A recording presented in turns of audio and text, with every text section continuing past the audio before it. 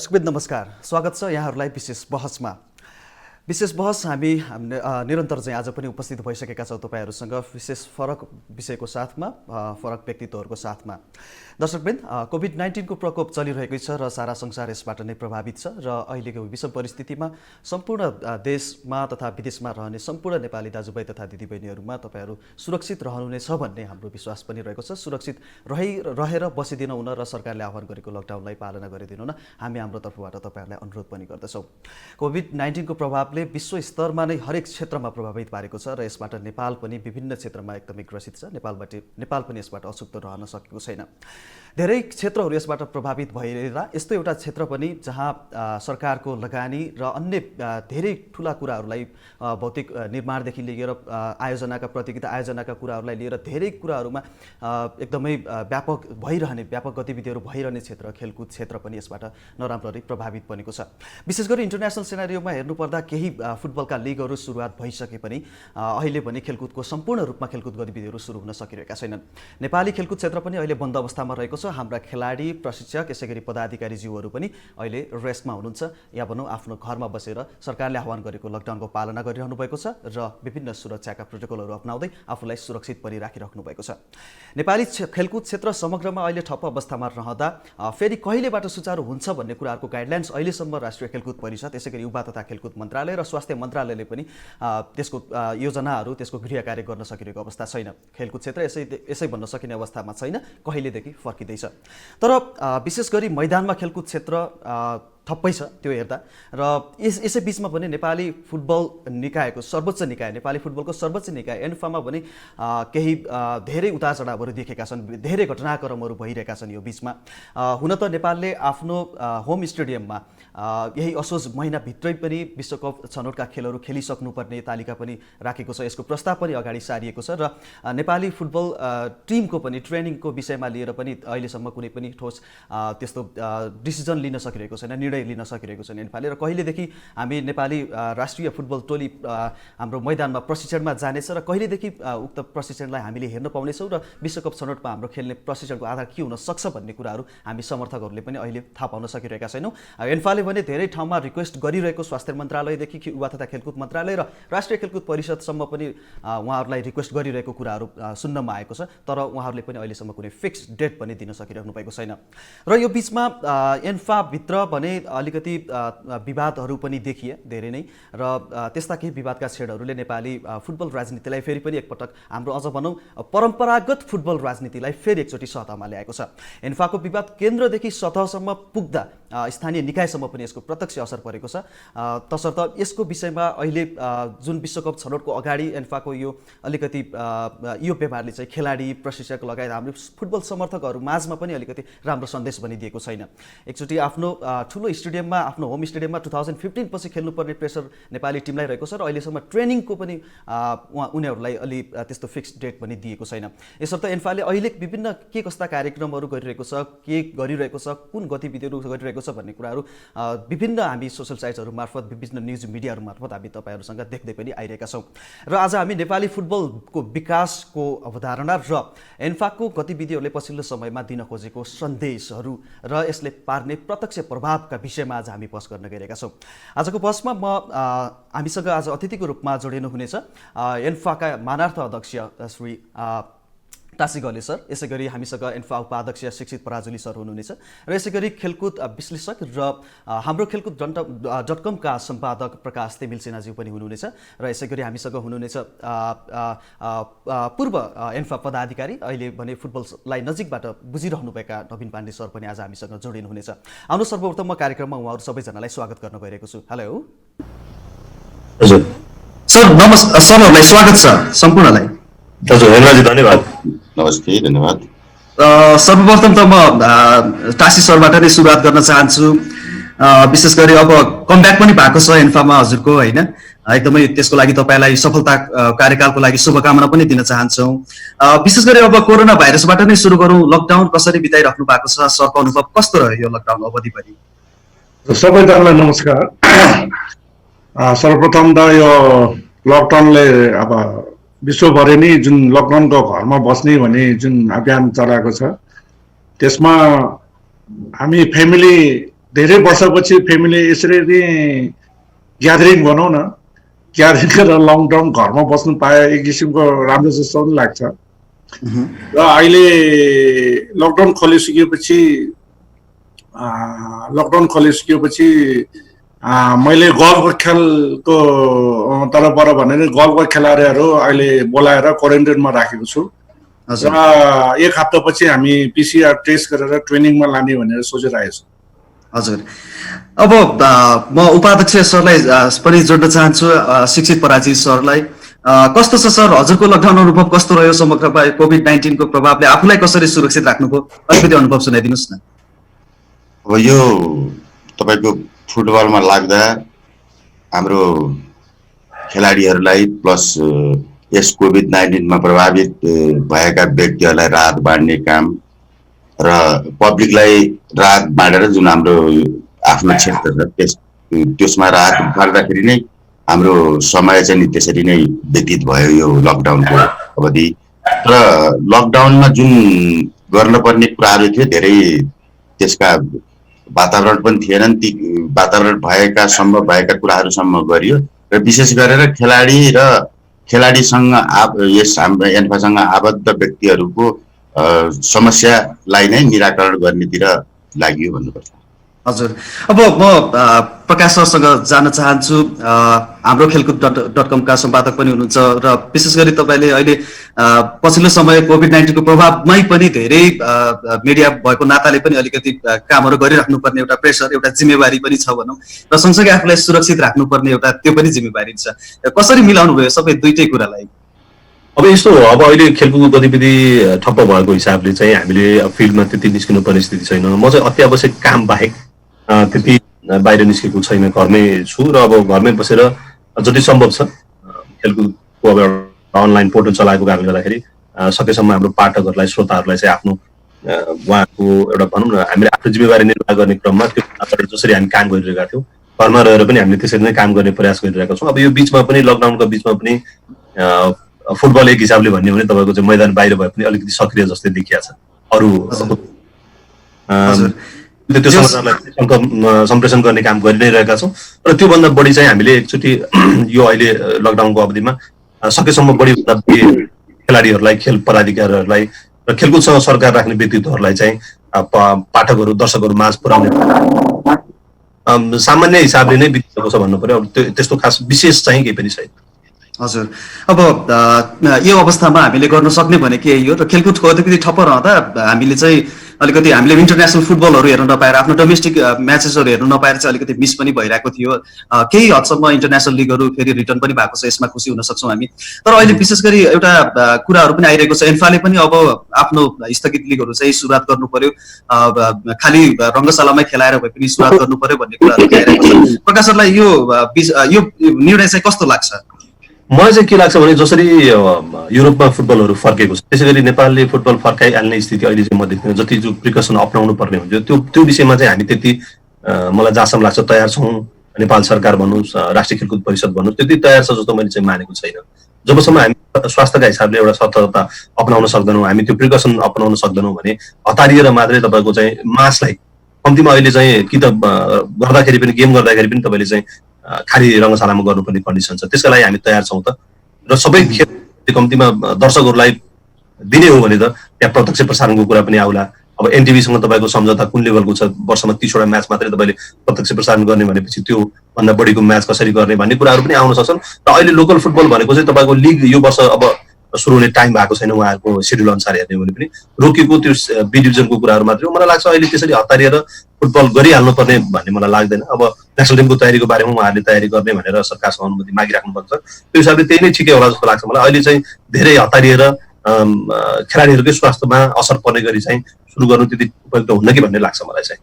हजुर, अब म विषयवस्तुमा प्रवेश गर्न चाहन्छु र टासी घले सरसँगै म अलिकति आफ्नो क्युरियोसिटी बुझ्न चाहे मैले। अब यो परिस्थिति यस्तो छ, विषम परिस्थिति छ, एउटा सामाजिक दूरी बढाउनु पर्ने एउटा मान्छेहरूको बाध्यता पनि छ र सामाजिक रूपमै पनि हामी एकदमै विषम परिस्थितिमा छौँ र एन्फा भित्रै पनि अहिले एकदमै परिस्थिति विषम भएकै हामी अनुमान लगाउन सक्छौँ। यो परिस्थितिमा सरले कमब्याक पनि गर्नु भएको छ होइन? यो सबै सिलसिलालाई कसरी निहालिराख्नु भएको छ टासी घले सरले अहिले? सर्वप्रथम त खास हुनुपर्ने चाहिँ मैले पुनः पालन गर्नुपर्ने चाहिँ यो लकडाउनभन्दा अगाडि हुनुपर्ने अदालतले जुन खेलकुद परिषदमा एउटा निर्देशन दिएको थियो त्यो दौरानमा लकडाउन भइसकेपछि अलिकति लम्किएपछि अब धेरै नै लकडाउन कहिले खोल्ने भन्ने पनि थाहा पाएन। अनि सदर सचिवले चाहिँ हाम्रो एन्फाको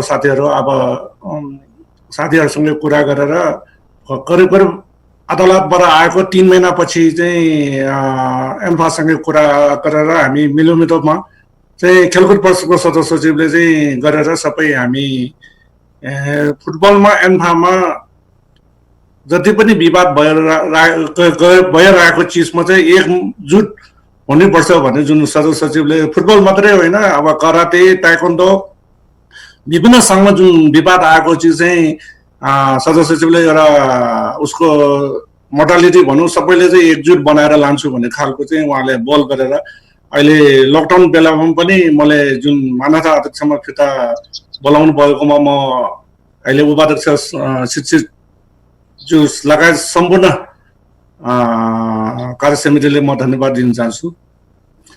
र अहिले त्यो मैले त्यो भइसकेपछि अफिसियली हामी अस्ति 1 हप्ता अगाडि शुक्रबार चाहिँ बोलाउनु भएको थियो, 2 हप्ता अगाडि बोलाउनु भएको थियो। म एकचोटि गएको, त्यसपछि हामी 1 घन्टाचोटिमा आफ्नो घरमा चाहिँ अब जानु पर्यो।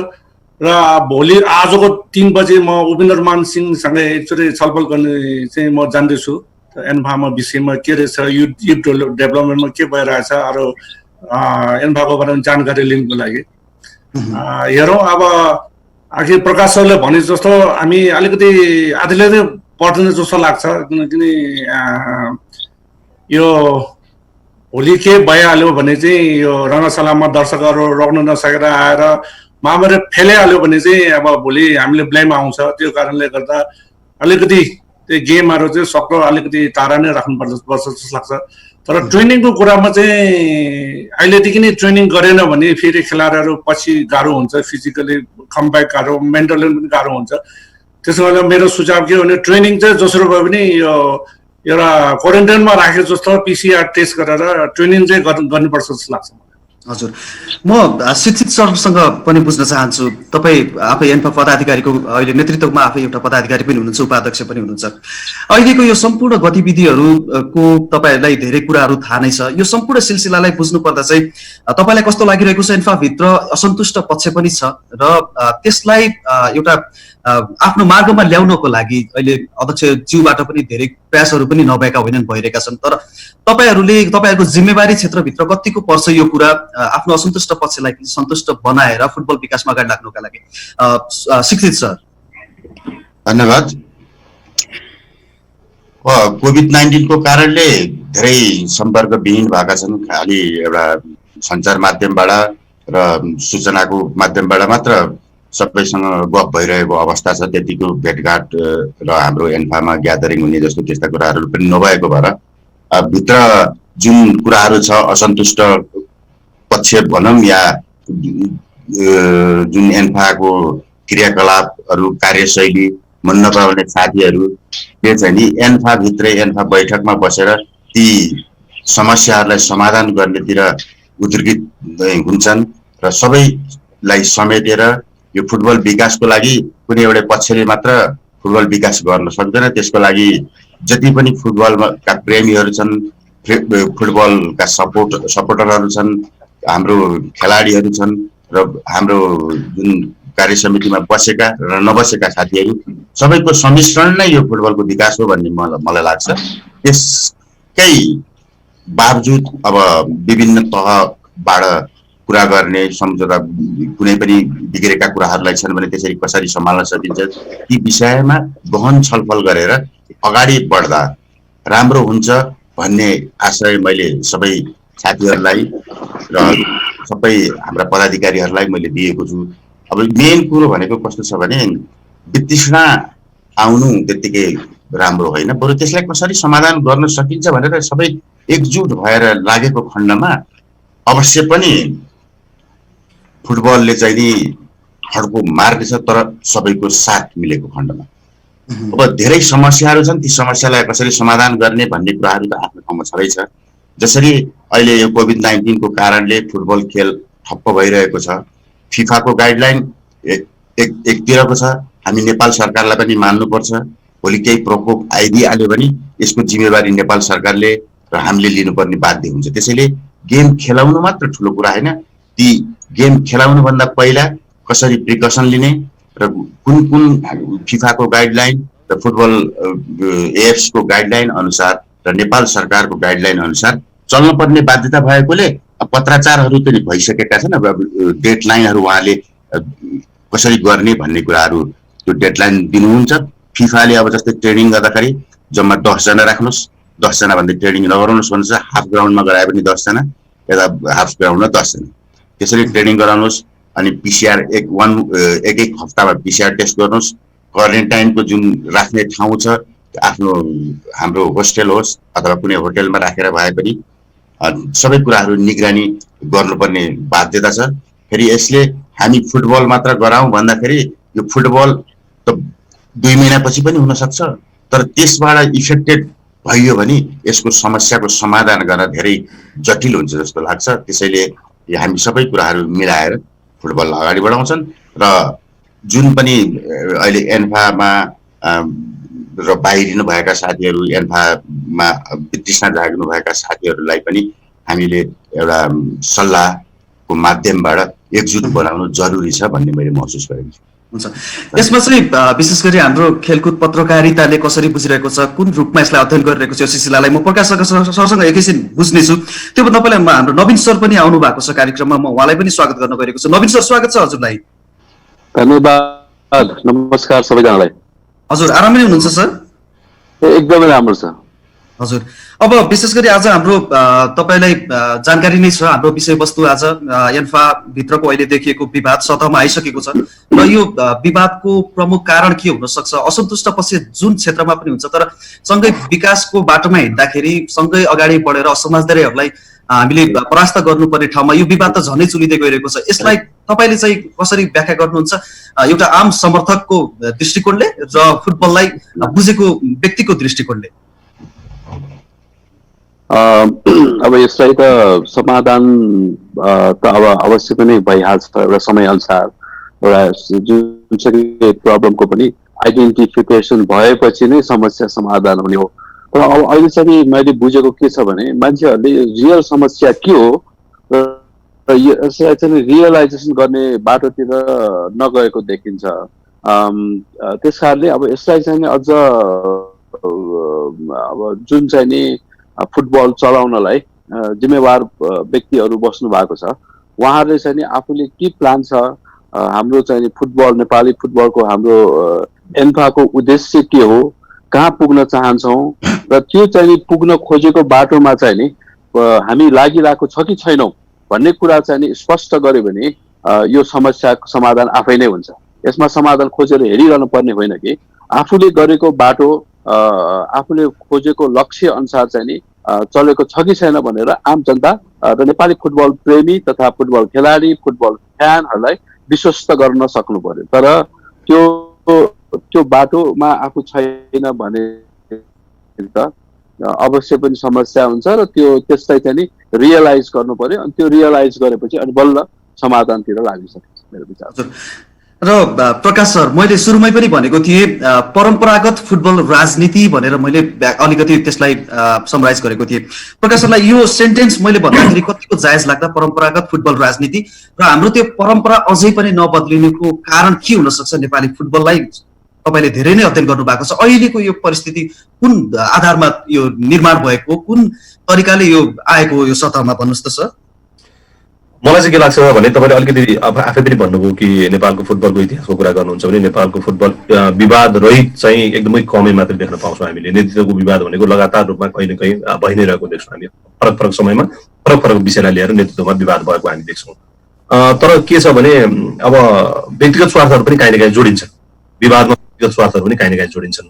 र अर्को के भने तपाईँ घरभित्र तपाईँको विवाद भएपछि, झगडा भएपछि छिमेकीले पनि चासो गर्ने, यो विषयमा चाहिँ आफ्नो काहीँ न काहीँ इन्ट्रेस्ट गुसाउन खोज्ने चाहिँ त्यो स्वाभाविक रूपमा हुन आउँछ कि बाहिरको इन्टरनल पोलिटिक्स तपाईँको भइसकेपछि हाम्रै देशमा पनि हेर्नुहोस्, हामी आन्तरिक रूपमा कमजोर भएपछि हामीलाई अरूले चाहिँ एप्ने पेल्ने भन्ने कुरा त्यहाँ स्वाभाविक रूपमा हुन आउँछ। तर मुख्य कुरा के हो भने हामी नीतिगत रूपमा चाहिँ सैद्धान्तिक रूपमा हामी चाहिँ एन्फाको फुटबलको डेभलपमेन्ट चाहन्छौँ भनेर सबैले भन्नुहुन्छ। कोही पनि फुटबलको विनाश गर्नको लागि एन्फामा आउनुभएको छैन र काम गरिराख्नु भएको जो पनि हुनुहुन्छ फुटबलमा इन्भल्भ हुने कोही पनि कसैले पनि म विनाशको लागि आएको भन्दिनँ। तर हेर्नुपर्ने के हो भने उहाँहरूले गर्नुभएको गतिविधि के हो भन्ने कुरा हामीले हेर्नुपर्ने हुन्छ। र अर्को कुरा एन्फा या भन्नुहोस् संस्थाहरू चल्ने भनेको एउटा मेजोरिटीको आधारमा नै चल्ने हो। त्यहाँ सकेसम्म सर्वसम्मत तपाईँ विधिका अनुसारले तपाईँको चाहिँ बहुमतका आधारमा चल्नुपर्ने हो, जाने त्यही नै हो। तपाईँ असन्तुष्ट पनि एन्फाले या कुनै पनि संस्थाले निर्णय गरिसकेपछि बहुमतका आधारमा निर्णय गरिसकेपछि त्यो निर्णय तपाईँले पनि मान्नु पर्ने हुन्छ। हुनसक्छ तपाईँको फरक मत त्यसमा हुन सक्ला, तर फरक मत भए पनि तपाईँको इन्डिभिजुअल कुरा हुनसक्छ फरक मतको विषयमा। तर संस्थाले निर्णय गरिसकेपछि त्यो तपाईँको पनि निर्णय हो। यदि सेन्ट्रल कमिटीमा तपाईँ बस्नुहुन्छ भने, होइन भने तपाईँले पनि कि त त्यहाँबाट आफूलाई अलग राख्नु पर्यो, र होइन भने तपाईँले चाहिँ सँगसँगै जानुपर्ने हुनसक्छ। तर अब तपाईँ सधैँ आफूलाई एउटा विद्रोहीको रूपमा चाहिँ प्रस्तुत गर्नुहुन्छ भने तपाईँको आफ्नो इमेज पनि त्यही अनुसारले जाने हो। फुटबल हामीले चाहेर रोकिँदैन। राजनीति तपाईँको आफ्नो ठाउँमा चलिरहला, तर फुटबल तपाईँ हामीले चाहेर रोकिँदैन। किनभने वर्ल्ड कप 2022मा जुन तय भएछ नि, कुनै अरू कारणले रोकेन भने पनि फुटबल 4 वर्षमा वर्ल्ड कप त हुन्छ नै। हाम्रो एसियाको पनि टाइममा हुन्छ, सबै चिज टाइममा हुन्छ। तपाईँको फुटबल राजनीतिले गर्दा अरू कुराहरू रोकिँदैन। खालि तपाईँ अगाडि बढ्ने कि नेपालको फुटबल अगाडि बढ्ने कि नबढ्ने तपाईँको हातमा हुन सक्ला, तर दुनियाँको फुटबल तपाईँले चलाएर चल्ने होइन। यो त आफ्नो गतिमा चलि नै रहन्छ।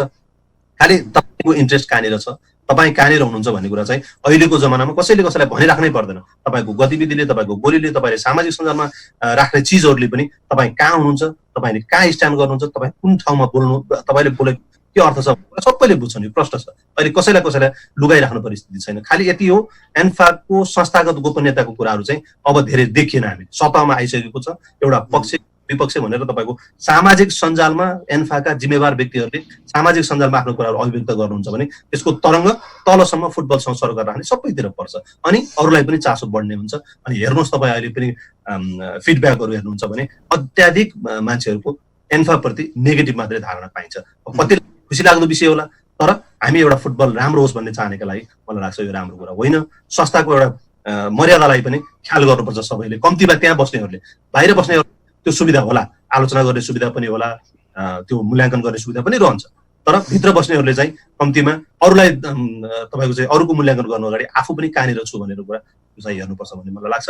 एन्फाले काहीँ न काहीँ अहिले त्यो कुरामा चुकिरहेको भन्ने मलाई ठान्दछु। हिजो उहाँहरूले जसरी नेतृत्व प्राप्त गर्नुभएको थियो, उहाँहरूको विरोधी भन्ने कोही पनि थिएन। तर आज एउटा समय यस्तो आइपुग्यो, नीतिगत भन्दा पनि व्यक्तिगत उहाँहरूको काहीँ न काहीँ टसल देख्छु म। त्यो व्यक्तिगत टसल हुनसक्छ, व्यक्तिगत महत्वाकांक्षाका कारणले हुन सक्छन्। म सुन्दैछु, कति सही हो मलाई थाहा छैन। अब उहाँहरू चाहिँ एउटा समीकरणमा लागिसक्नु भएको छ।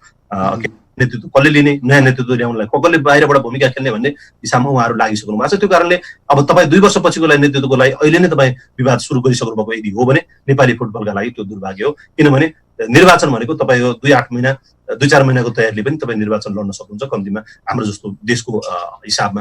नत्र अब तपाईँ अहिलेदेखि नै जोड घडाउमा लाग्नुहुन्छ भने त त्यसले फुटबललाई राम्रो गर्छ भन्ने म ठान्दिनँ।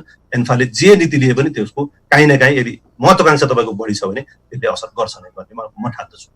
हजुर, तासिस सर, अब तपाईँ यस्तो परिस्थितिमा आउनु भएको छ कि जहाँ हाम्रो अहिले वर्तमान एन्फा अध्यक्षज्यू एकदमै समस्याले एकदमै घेरिसक्नु भएको थियो। विभिन्न ठाउँमा उहाँको विवादहरू पनि निकै नै आइरहेको थियो होइन।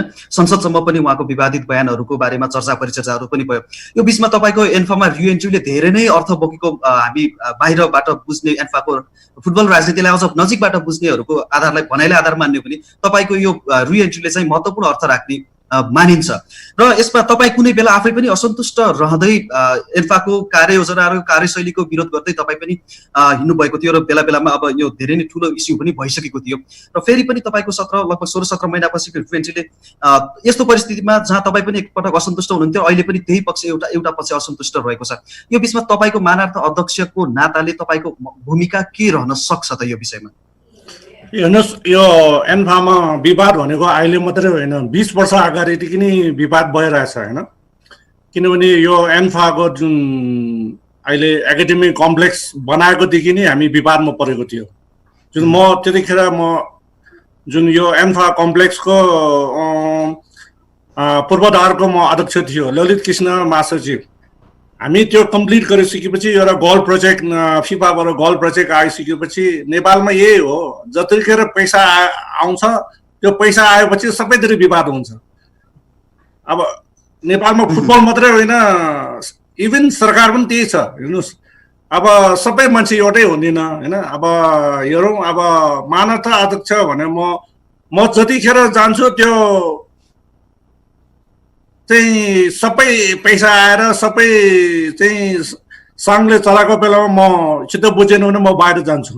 तर एन्फामा एकदमै प्रब्लम भएको बेलामा चाहिँ म छिर्छु। म तपाईँ इतिहासमा हेऱ्यो भने गिता राणा र गणेश थापाको टाइममा दुईटा एन्फा फुटबल ट्रेनिङ गर्दाखेरि फिफाले चाहिँ गणेश थापाको फुटबल इन्ट्री गर्यो उता वर्ल्ड कप क्वालिफाइङमा।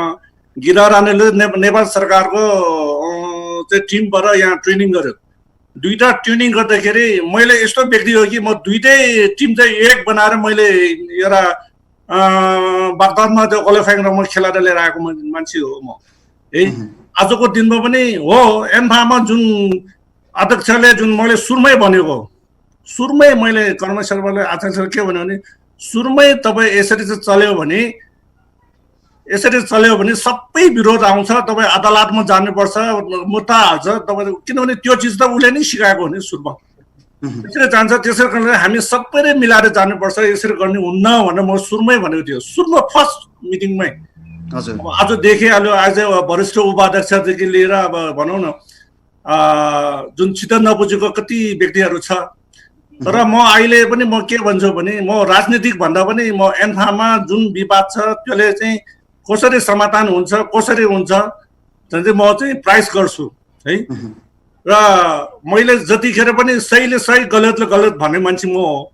म चाहिँ त्यस्तो खालको मान्छे हो। एन्फाभित्र सबै मान्छे सही भन्ने छैन, तर केही मान्छे एन्फाको लागि फुटबल विकासको लागि गर्ने मान्छे पनि छ त्यहाँ है। त्यसले गर्दा अलिकति एन्फामा चाहिँ अब जहाँसम्म लाग्छ, अब म 20 वर्ष अगाडि पनि 7 वर्ष वरिष्ठ उपाध्यक्ष भएर बस्दाखेरि पनि त्यही समस्या थियो, अहिले पनि त्यही समस्या कन्टिन्यू छ। 20 वर्षदेखि नै हो नि। तर फुटबल त चलिरहेछ। त्यति नराम्रो आज हेर्दाखेरि श्रीलङ्का, बङ्गलादेश जस्तो हाम्रो साफ गेममा साको रिजनमा त्योभन्दा तल त गएको छैन। तर विवाद त 20 वर्षदेखि नै भइरहेको हो। विवाद त चलिरहेको छ, त्यो नचल्ने हुने कुरै छैन।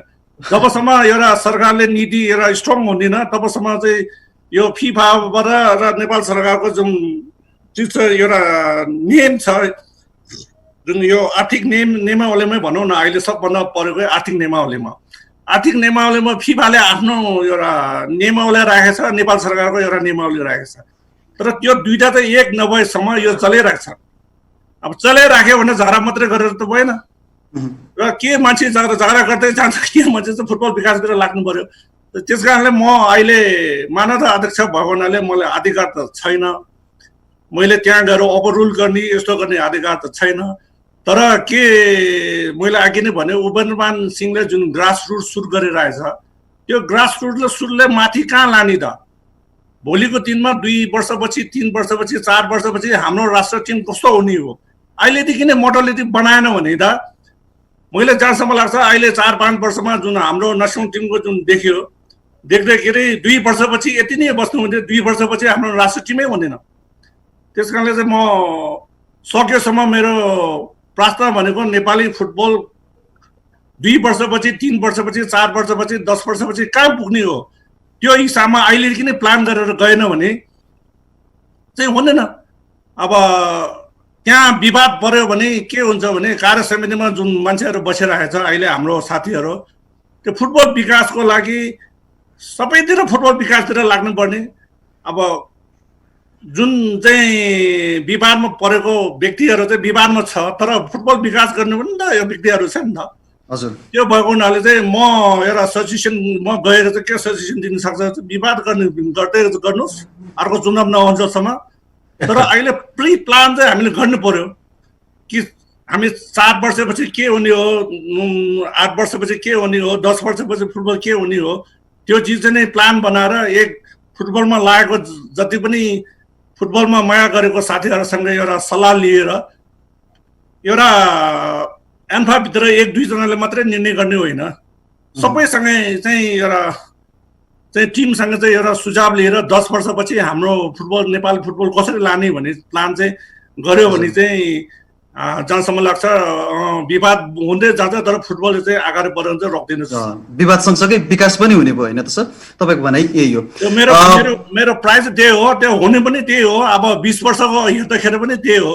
तर जति पनि फुटबल माथि जाने पर्ने कुरामा चाहिँ हाम्रो नेपाली फुटबल माथि जाने गर्नु त यही विवादले गरेर माथि पुगिसकेको छैन। तर हेर्नु आजभन्दा 6-7 वर्ष अगाडि राष्ट्रिय लिग पनि सुरु गरिसकेको थियो अनि यो ट्रेनिङ पनि राम्रोसँगै भइरहेको थियो। अन्डर 14, 16, 19 भइसकेको थियो। अहिले यो 4-5 वर्षमा यो विवादले गरेर न राष्ट्रिय लिग भएको छ न युथ प्रोग्राम चाहिँ राम्रोसँग चलाएको छैन। अब खालि त्यो ग्रासरुट चाहिँ राम्रो भइरहेछ। अब राम्रो भएको चाहिँ नराम्रो भन्ने मिल्दैन। सबै जिल्लामा चाहिँ ग्रासरुट राम्रो भइरहेछ। तर त्यो ग्रासरुटको खेलाडीहरू चाहिँ कहिले पाउँछ त हामीले? अहिले ग्रासरुटको खेलाडीहरू हामीले कहिले पाउँछ? कहिले पाउँछ भने 10 वर्षमा पाउँछ। तर त्यो 10 वर्षको भित्रमा चाहिँ हामीले खेलाडी त खोज्नु पर्यो। त्यो प्लानहरू गर्दै गयो भने चाहिँ अरू विकल्पै छैन। जरा गर्नेहरू गर्दै फुटबल विकास गर्नेहरू गर्दै जाने हो। यो दुईटा सिराबाट अगाडि बढ्नु पर्यो। शिक्षित सर, मैले विशेष गरी अहिले पछिल्लो घटनाक्रमलाई हेर्नु पर्दा पनि भक्तपुर फुटबल जिल्ला सङ्गठनको पनि विघटनले पनि एउटा राम्रो सन्देश दिएन। कतिपय मान्छेहरूमा अझै पनि चित्त बुझिरहेको छैन यो कुराहरू होइन। यस्ता विवादहरू धेरै छन्। तर अलिकति परिवर्तित एन्फा भनिएको थियो यसलाई सुरुवातमा, चेन्ज एन्फा भन्दै त्यो स्लोगनहरू पनि छन्। अहिले रियलाइज गर्दाखेरि कतिको लाग्छ चेन्जहरू कति देखियो, परिवर्तन हामीले भने जस्तै कति आयो? के साँच्चै नेपाली फुटबल परिवर्तन भएको देख्नुहुन्छ? परिवर्तन भन्ने कुरा एकैचोटि देखिने होइन। नीतिगत कुराहरू परिवर्तन भएका छन्, धेरै कुराहरू बनेका छन्। फुटबल विकासमा अब ट्रेनिङको अभाव, भौतिक पूर्वाधारको अभावले चाहिँ जुन एउटा ट्रेनिङ राम्रोसँग हुन सकेको छैन। जस्तै ग्रासरुट को प्रोग्राम भन्यो, कुनै एउटा सानो ग्राउन्डमा खेलाउनु पर्ने, विभिन्न ग्राउन्डहरूको चाहिँ नि हामीले सम्बन्धित निकायलाई एउटा कोअर्डिनेसन गरेर त्यो ठाउँहरू लिइरहेछौँ। यसले चाहिँ नि कस्तो भने यता एकतिर फुटबल विकास भइरहेको छ, भित्र आन्तरिक द्वन्द्व र चित्त नबुझाइका कारणले केही कुराहरू रोकिएका होलान्। तैपनि ती कुराहरूलाई नरोकिकन आगामी दिनमा यो सबैको एउटा साझा संस्था हो। यो संस्थाबाट कसरी अगाडि बढ्न सकिन्छ भनेको विकल्प नै यसको सल्लाह हो। अब असन्तुष्ट पक्ष नबनौँ, किनभने एन्फाको एक्सको कमिटीले गरेका निर्णयहरू यी निर्णय राम्रा छैनन् भन्ने कुराहरू राख्ने ठाउँ एउटा एक्सको कमिटीमा हो। बाहिर आएर तपाईँको कुनै पनि मिडियाबाजी गरेर कुराहरू बाहिर भएका कुरा र नभएका कुराहरू दुईटै ल्याइदिँदाखेरि हाम्रा खेलाडीदेखि लिएर फुटबल समर्थकहरू एउटा विचलित भएको अवस्था छ। यो सब अवस्थालाई चिर्नको लागि पनि एउटा विकल्प मिल्नु नै छ। अब धेरै किसिमका आन्तरिक द्वन्द्व भएका छैनन्, विकासका कामहरू पनि धेरै भएका छन्। कति त्रुटिपूर्ण छ भनिन्छ, तर विकास गर्दाखेरि केही किसिमका अब्स्ट्याकलहरू पनि सहनुपर्छ। त्यो कसको लागि भन्दाखेरि नेपाली फुटबलको लागि। अब्स्ट्याकलहरू त चिर्दै जाने हो, गर्दै जाने हो। तर कहिलेसम्म सहने भन्ने कुरा हो सर होइन? अल्टिमेटली धेरै भइसक्यो नि त यो विवाद त। अब आफ्नै टिमले तपाईँहरूलाई साथ दिँदैन भने त तपाईँहरूलाई नै काम गर्न गाह्रो होला। यसको प्रत्यक्ष असर त नेपाली फुटबलको टिम रिजल्टसम्मै पनि जान्छ नि त सर। होइन, यसको समय आउनुपर्छ। मेलमिलाप पनि भएको दिन पनि हामीले देख्न सक्छौँ। किनभने कुनै व्यक्ति असन्तुष्ट छ भने के को लागि असन्तुष्ट भयो? कि फुटबल विकास गर्नको लागि असन्तुष्ट भयो कि त्यहाँका क्रियाकलापहरू राम्रा भएनन्, त्यसलाई कसरी सच्याउन सक्छ भन्ने कुराहरू आफूले त दिशानिर्देश गर्न सक्नुपर्छ। जो असन्तुष्ट छ त्यो निर्देश गरेर त्यसलाई सल्लाह गरेर त्यसलाई त्यो कामलाई चाहिँ राम्रोसँग अगाडि बढाउन सकिने वातावरण पनि हुन सक्छ। अनि अर्को कुरो, अब तपाईँले भन्नुभयो भक्तपुर जिल्लालाई कारबाही गर्दाखेरि धेरै व्यक्तिहरू असन्तुष्ट छन्। यो चाहिँ एउटा हुन नभने यो जिल्ला कारबाही होइन, यो व्यक्तिहरूको एउटा पुनर्स्थापन मात्र गरिएको हो। भक्तपुर जिल्लामा जुन टिम थियो त्यो टिमसँग फुटबल खेलिरहेका फुटबल क्लबका साथीहरूलाई एउटा उहाँहरूलाई धेरै सम्झाउँदा, धेरै बुझाउँदा, यसो गर्नुहोस् तपाईँहरूको जम्मा 10 वटा क्लब हुनुपर्छ, जम्मा 3टा क्लबदेखि दर्ता छैन, त्यसरी लिक गराउनु भएको छ, भोटिङ 3 जनाले गरिरहनु भएको छ, 10 वटा भोटिङ हुनुपर्छ, तपाईँहरू नक्कली क्लब बनाउनु भएको छ। हामीले त्यसको तपाईँको जिल्ला प्रशासनदेखि लिएर जिल्ला खेलकुदबाट त्यसको पत्र पाइसकेका छौँ। त्यस अनि एउटा प्रतिवेदन पनि बनिसकेको छ 2-3 चोटि। हामीले सल्लाह नगरेको होइन, हामीले कुनै पनि व्यक्तिलाई कारबाही गरेर व्यक्तिलाई चाहिँ व्यक्तिमा चाहिँ व्यक्ति विशेषमा ठोकिएर फुटबलको विकास हुन्छ भन्ने होइन। यो चाहिँ सामूहिक नेतृत्व हुनु पर्यो, सबैले राम्रोसँग गर्नु पर्यो भनेर सबै भन्दा पनि उहाँहरूले अटेर गर्नुभएको कारणले चाहिँ नि उहाँको एउटा पुनर्स्थापना मात्र गरिएको हो। उहाँहरू फेरि पनि स्थापित हुन सक्नुहुन्छ। अब यो समय हामीले टाइम आफ्टर यो कोभिड भनौँ, अब लकडाउन सकिएपछि 6 महिनाभित्र उहाँहरूले आफ्ना गेम गराउने अनि निर्वाचन गराउने, निर्वाचन गराइसकेपछि जो पदाधिकारी आउँछ त्यसलाई चाहिँ नि हामीले एउटा उसमा चाहिँ नि भक्तपुर जिल्लाको एसोसिएसन एउटा हुन्छ। हामीले भक्तपुरलाई निलम्बन गरेको होइन, हामी जिल्ला फुटबललाई गरेको होइन। यो कुरो कस्तो हुँदो रहेछ भने तपाईँको जुन एन्फाले दिएको गाइडलाइन यसो गर्नुहोस् उसो गर्नुहोस् भन्दाखेरि अटेर गर्ने, पहिलादेखि नै अटेर गर्ने परम्परा बसेको भएर ती पुरानै व्यक्तिहरू भयो र पुरानै ढरले के हुँदो रहेछ भने तपाईँको होइन यो यिनीहरूले हामीलाई के गर्न सक्छ र यिनीहरूको के छ र औचित्य भनेर एउटा हेर्ने दृष्टिकोण नै यी पुरानै व्यक्तिहरू भएको भएर त्यो दृष्टिकोणले गर्दाखेरि अलिकति एन्फामा यसरी क्लास आउन थालेको हो।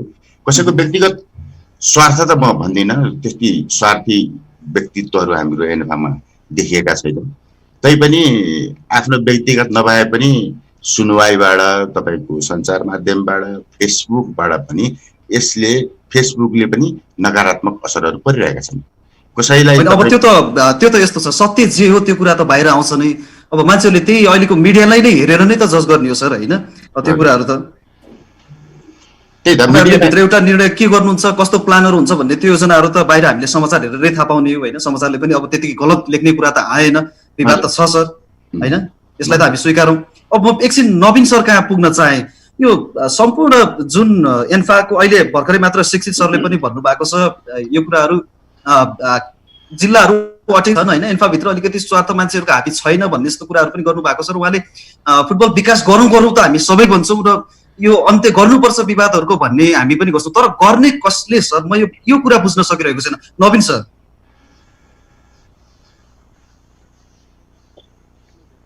यो गर्न त सबैको जिम्मेवारी हो। यसमा फुटबलभित्र बस्ने एन्फाका पदाधिकारी, हामी सबै फुटबललाई माया गर्ने मान्छे, सबै मान्छेले फुटबललाई माया गर्यो भने यो बाटोमा त लाग्छ। तर त समस्या फेरि कहाँनिर आउँछ भने जुन चाहिँ नीति निर्माण गर्ने मान्छेहरू त्यहाँ बसेर लिएर आउने अनि त्यो नीतिलाई चाहिँ पालना नगर्ने भएपछि अनि कसरी फुटबल विकास हुन्छ? नीति अनुसार त चल्न पर्यो नि, विधि विधान अनुसार चल्न पर्यो नि। तपाईँलाई मैले सानो उदाहरण दिन्छु। अहिले भर्खरै हाम्रो शिक्षित सरले भन्नुभयो यो बाहिर चाहिँ गएर समस्या समाधान हुँदैन, भित्र बस्नुपर्छ। भित्र भने कहाँ हो? भित्र भनेको तपाईँको एक्सको भनेको 17 जनाको कमिटी छ, जुन विधानले 17 जना भन्छ। तपाईँहरू एन्फाको मिटिङ हेर्नुहोस् त, जुन चाहिँ एक्सको बसेर गर्नुपर्ने डिसिजन गर्नुपर्ने कुराहरू पनि तपाईँहरू जुन हुल बाँधेर मिटिङ चाहिँ सञ्चालन गर्नुहुन्छ। त्यसबाट चाहिँ तपाईँहरू के चाहिँ के अरे पाउन सक्नुहुन्छ, होइन? विधान अनुसार त 17 जना चाहिँ एक्सको मेम्बर छन्, त्यो पालन भएको छ, होइन? त्यसमा धेरै धेरै नीति ल्याए भनेको छ, आर्थिक नियमावलीको कुरा गरेको छ, त्यो कुरा पालन कि भएन भनेर हामीलाई भनिरहनु पनि यो बाहिर आएर पुग्न पनि पर्दैन।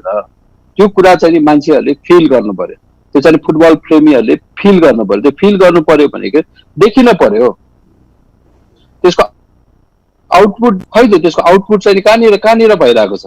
अघि प्रकाश भाइले भन्नुभएको जस्तै नेपाली फुटबलको विकास कसैले पनि रोक्न सक्दैन, यो भइरहन्छ यो, होइन? तर बाहिरको च्याम्पियन्स लिग हेर्नु, फुटबलको वर्ल्ड कप हेर्नुहोस्, अरूको लिगहरू हेर्नुहोस्, सबैको आफ्नो हुनुपर्ने फुटबलको मुख्य कुरा के हो त भने फुटबल सञ्चालन हुनु पर्यो। त्यो त सबैतिर भइरहेको छ नि त, सबैतिर भइरहेको छ, आफ्नो टाइममा चलिरहेको छ। तर हाम्रो खै त क्यालेन्डर, त्यो क्यालेन्डर अनुसार चलेको छ कि छैन? अब अहिले कोभिडलाई चाहिँ गाली गरेर कोभिडलाई देखाएर पन्छिने बाटो छैन। अहिलेसम्म प्रदेश लिग चाहिँ खै सकिएको, प्रेसिडेन्ट कप खै गराएको, होइन? सबै बजेट गर्ने अनि त्यो कुराहरू चाहिँ प्राप्ति गर्नु पर्दैन। अनि कतिचोटि गराउने हो, 4 वर्षमा एकचोटि प्रेसिडेन्ट कप गराउने हो र त्यो बोलेको कुराहरू पुरा गर्नु पर्यो।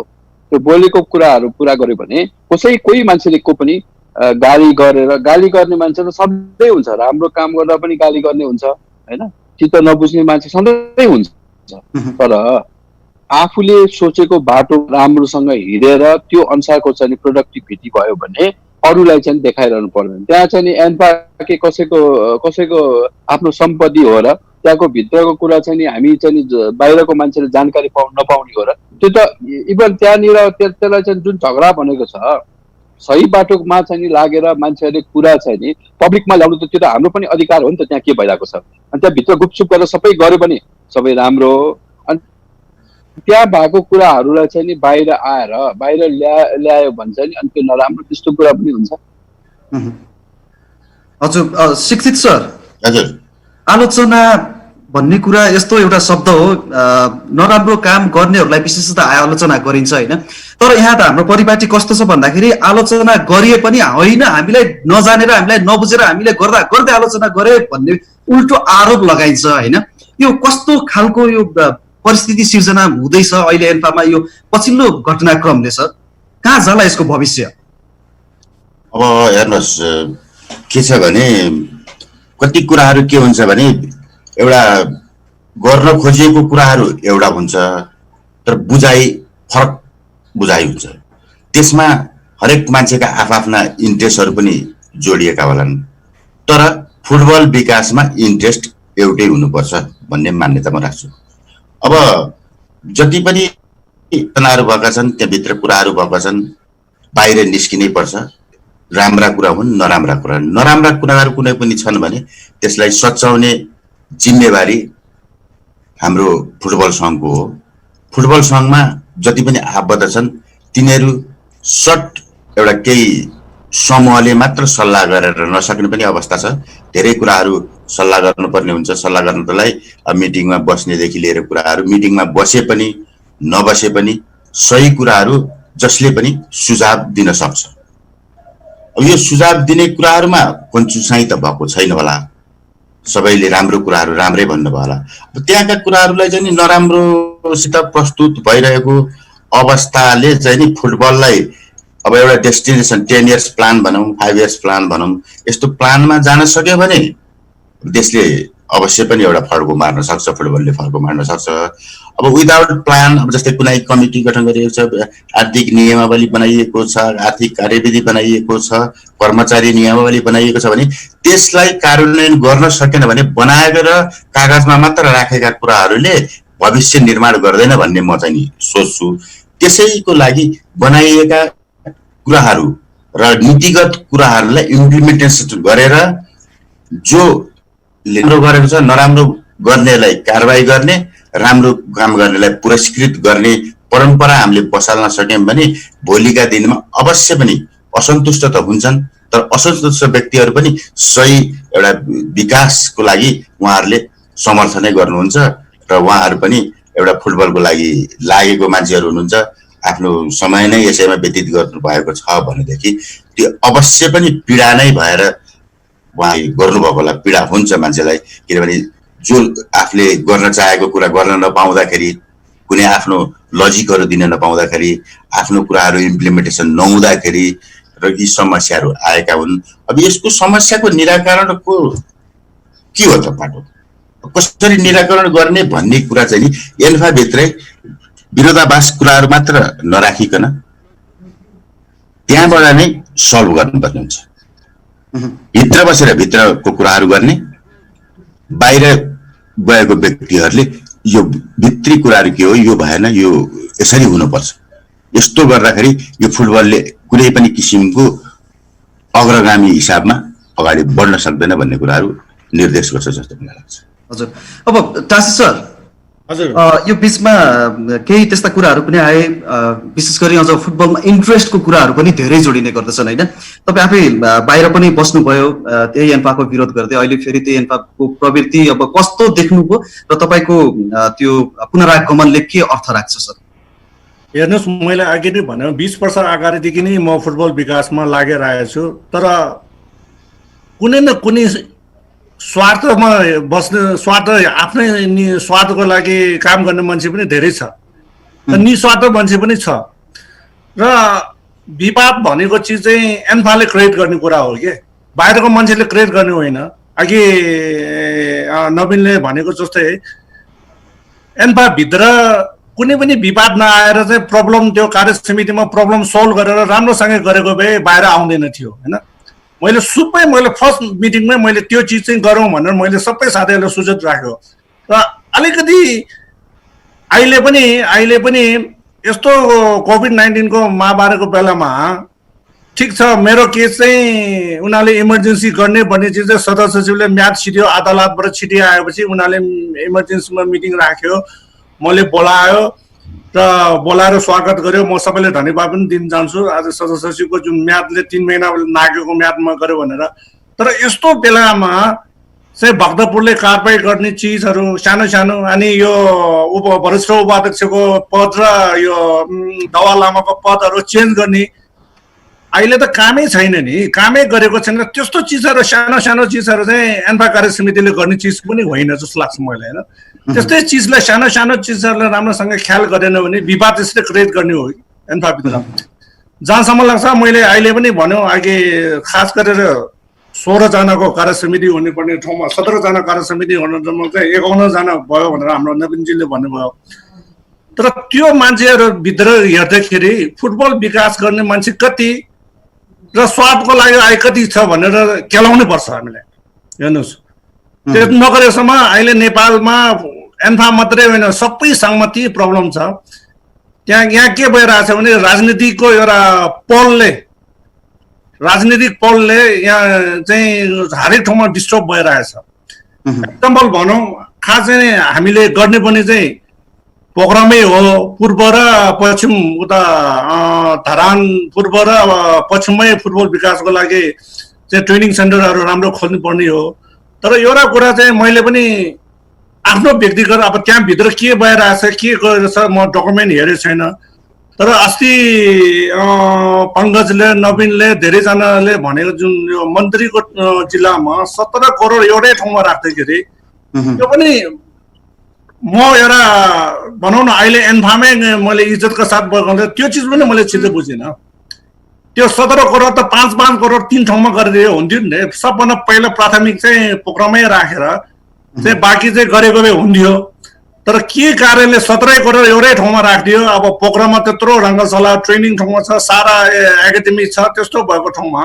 सबै पैसा ती माछापुछ्री गाउँपालिकामा खन्दाखेरि चाहिँ म पनि छिटो बुझेको छैन हेर्नुहोस् त्यस्तो कुराहरू चाहिँ ध्यान दिने कुराहरू गर्नुपर्छ अब यो खेलकुद मन्त्री नभएको भए हामीले राम्रै गर्यो जस्तो पनि हुन्छ तर खेलकुद मन्त्री भइसकेको हुनाले यो आफ्नो पद झुकाउनको लागि दिएको जस्तो फिलिङ भयो नि मान्छेले इभन मैले पनि फिलिङ छ भने अरू मान्छेले त फिलिङ हुन्छ नि तर म एन्फाको साथीहरूले म के भन्न चाहन्छु भने यो सानो सानो कुराहरूले धेरै ध्यान दिने कुराहरू चाहिँ जरुरी छ होइन अब यो परम्परा चाहिँ पहिलादेखि नै भएको हुनाले पहिले 20 वर्ष मैले भने नि 20 वर्षदेखि नै यो राजनीतिकरण चाहिँ माथिबाट पावर लगाउने माथिबाट चाहिँ धम्काउने यस्तो कुराहरू जस्तै चासल ग्राउन्डको कुरा गर्दाखेरि पहिला एकचोटि मेरो पालोमा चासल ग्राउन्ड एकचोटि बनायो फेरि गर्ने भनेर डिबिआर बनायो फेरि म हाम्रो नरेन्द्र श्रेष्ठको बेलामा चाहिँ मैले मान्यता दिएपछि मन्त्रालयमा गएर हेर्दाखेरि त्यो डकुमेन्टै हरायो जिरो भयो फेरि चाहिँ हाम्रो महेश प्रसाद दाल सचिव चाहिँ 3 चोटि मन्त्रीसँग 3 चोटि शासनमा लगेर देखाएर फेरि रिडकुमेन्ट गरेर उनीहरूले पास गराएर काम भयो यस्तो छ कि यो नेपालमा दुर्भाग्य के छ भने राजनीतिकरण धेरै छ हेर्नुहोस् हजुर हजुर के भने यो राजनीतिको प्रभाव चाहिँ परेको छ त्यसले चाहिँ हामी फुटबल विकास गर्ने व्यक्तिहरू चाहिँ के हुनु पर्यो भने यो राजनीतिकरणबाट दबाव आएको भएर चाहिँ अलिकति पछाडि बस्नु पर्यो मेरो पद जाओस् मैले मतलब छैन म अर्को चोटि चुनावमा बोर्ड नपाए मतलब छैन म एन्फाको लागि चाहिँ गर्छु भनेर पहिला म फर्स्ट यो एकाडेमी सञ्चालन गर्दाखेरि 40 जना हामीले फाइनल छान्दाखेरि मैले परेको थियो त्यो बेलामा 2 जना खेलाडी एसओएस पूर्वाञ्चलको एसओएस खेलाडी परेको थियो र 2 दिनपछि कोचले ल्याउँदाखेरि त्यो 2टा खेलाडी चाहिँ निकालिदियो। त्यो निकालेपछि अब चाहिँ अब राजनीतिको कसैको माथिबाट दबावबाट चाहिँ निकालेर आफ्नो मान्छे राख्नु खोज्यो होला। तर म के आरण लियो भने बरु म पप जाओस् त्यो 2टा खेलाडी निकाल्न पाउँदैन। किन एउटा मार्क्स के हुन्छ भने हामी पुरस्कार र युवा यो मन्त्रालयको चाहिँ एउटा पुरस्कार दिँदाखेरि पनि यो एउटा क्राइटेरियामा उहाँहरू दलितहरू पनि पोइन्ट पाउँछ। यसको पोइन्ट छुट्टै छ। त्यो भएको हुनाले म त्यो 2जना खेलाडी मैले जबरजस्त म कुनै हालतमा निकाल्न पाउँदैन, के कारण देखाउनु पर्यो निकाल्नु पाउँदैन भने म झगडा गरेर कति मन्त्रीहरू मसँग रिसायो के गयो। तर यस्तो फिलिङ चाहिँ हुनु पर्यो जस्तो लाग्छ है। एन्फाले के गर्ने भने ठुलो ठुलोमा त काम नगरेर पनि त्यो सानो सानो सानो सानो सानो चिजमा चाहिँ हेर्ने कुरा चाहिँ मेरो जहाँसम्म लाग्छ म सुझाव अब म एन्फामा बिस्तारै जान्छु। तर यस्तो सानो सानो चिजहरू चाहिँ अलिकति ध्यान दिनुपर्छ जस्तो लाग्छ। हजुर। अब प्रकाश सर, म तपाईसँग एउटा फेरि अर्को एउटा विचार बुझ्न चाहन्छु। एउटा माउथ स्पिच भन्ने कुराहरू पनि मान्छेहरूले कतिपय ठाउँमा कहिलेकाहीँ टङ स्लिप हुने कुराहरू होइन, यस्ता विवादहरू त यस्तो नर्मल कुरा नै हुन्छ। तर यो नेपाली फुटबलको सर्वोच्च निकाय एन्फा त्यहीमाथि आफै विवादित, त्यहीमाथि अध्यक्ष ज्यूको बोली नै हाम्रो संसदसम्म पुग्नु र कारबाहीको माग हुनु, यस्तो घटनाक्रमले चाहिँ यो विषयले यो कस्तो सन्देश दियो आम जनमानसमा, जहाँ एउटा जिम्मेवार निकायको जिम्मेवार व्यक्तित्वले अलिकति नसोचेर बोलिदिँदा धेरै ठुलो उहाँको जागिर नै धरापमा पर्ने जस्तो कुराहरू पनि आयो। यो कुरालाई कतिको हामी सान्दर्भिकता रूपमा हामीले मान्नु पर्दा उहाँको टङ स्लिप, उहाँको आफ्नो व्यक्तिगत विचारमै हामी त्यसलाई नजरअन्दाज गरिदिने कि उहाँको त्यो जिम्मेवारी क्षेत्रभित्र पर्थ्यो र के बोल्दैछ भन्ने कुरा हेक्का राख्नु पर्थ्यो भन्ने कुराहरूलाई हामीले बुझ्ने। अहिले फेरि म जोडिएँ, धन्यवाद त्यसको लागि। मेरो यहाँ अलिकति प्राविधिक कारणले गर्दाखेरि म बाहिर थिएँ, बाहिर परे एकछिन, फेरि जोडिएको छु। तपाईँको प्रश्नको लागि धन्यवाद। मैले व्यक्तिगत रूपमा भन्नुपर्दाखेरि चाहिँ एउटा जिम्मेवारीमा बसेको व्यक्तिले बोलेको कुराको कति अर्थ हुन्छ भन्ने कुरा हामीले यो पछिल्लो 1 घन्टा 1 महिनाको अवधिलाई हेऱ्यौँ भने पनि थाहा हुन्छ कि उहाँले नियत जेसुकै होस्, उहाँले जुनसुकै नियत राखेर बोल्नु भएको होस्, तर उहाँले बोल्नु भएको कुरा जुन सुनिन्छ, तराईमा राष्ट्रियताको कमी पाइन्छ भन्ने कुरा त्यो उहाँ जस्तो जिम्मेवार व्यक्तिले बोल्न हुने विषय नै थियो। उहाँले त्यो पाउनुहुन्न। उहाँ मात्रै होइन, देशभित्रको अरूको राष्ट्रियताको अरूको कमिटमेन्टको बारेमा कसरी पनि प्रश्न उठाउने अधिकार हुँदैन। न उहाँ त्यो राष्ट्रियताको बारेमा चाहिँ चर्चा गर्ने वा त्यो चाहिँ जिम्मेवारी उहाँको भित्र पर्छ। उहाँले आफ्ना कार्यक्रमहरूको बारेमा चर्चा गर्दाखेरि अरूको फिलिङ्सको बारेमा कुरा गर्नु त्यो कतै पनि सान्दर्भिक छैन।